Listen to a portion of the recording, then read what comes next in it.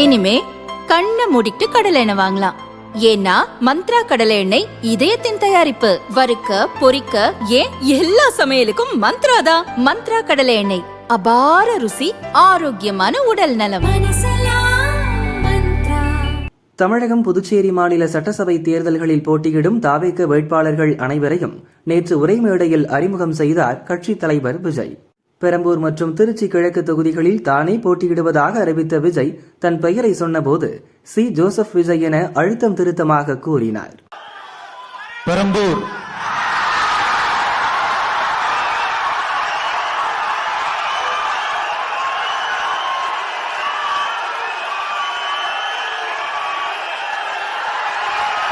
C Joseph Vijay.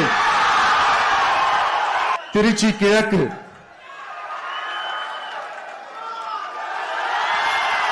C Joseph Vijay. இயேசு கிறிஸ்து குருத்தோலை ஏந்தி Jerusalem நகருக்குள் பவனி வந்த திருநாளை கிறிஸ்தவர்கள் குருத்தோலை ஞாயிறு என்ற பெயரில் நினைவு கூர்ந்து ஆண்டுதோறும் இந்நாளில் குருத்தோலைகளுடன் ஊர்வலம் செல்வது வழக்கம். கிறிஸ்தவர்களுக்கு மிகவும் முக்கியத்துவம் வாய்ந்த நாளான இந்நாளில் தாவேக தலைவர் விஜய் கட்சியின் வேட்பாளர்களை அறிமுகம் செய்துள்ளார். அதேபோல் விஜய் கிறிஸ்தவ மதத்தைச் சேர்ந்தவர். அவரது முழு பெயர் ஜோசப் விஜய். அவர் திட்டமிட்டே தன் முழு பெயரை மறைக்கிறார் என பாஜக மற்றும் இந்து அமைப்புகள் விமர்சித்து வந்தன.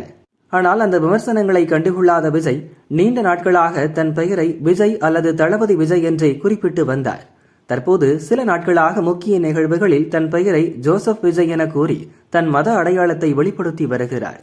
அந்த வகையில் குருத்தோலை ஞாயிறு நாளில் வேட்பாளர் பட்டியலை வெளியிட்ட விஜய் கிறிஸ்தவர்கள் அதிகம் வசிக்கும் தொகுதிகளான பெரம்பூர் மற்றும் திருச்சி கிழக்கு தொகுதிகளில் போட்டியிடுவதாக அறிவித்துள்ளார்.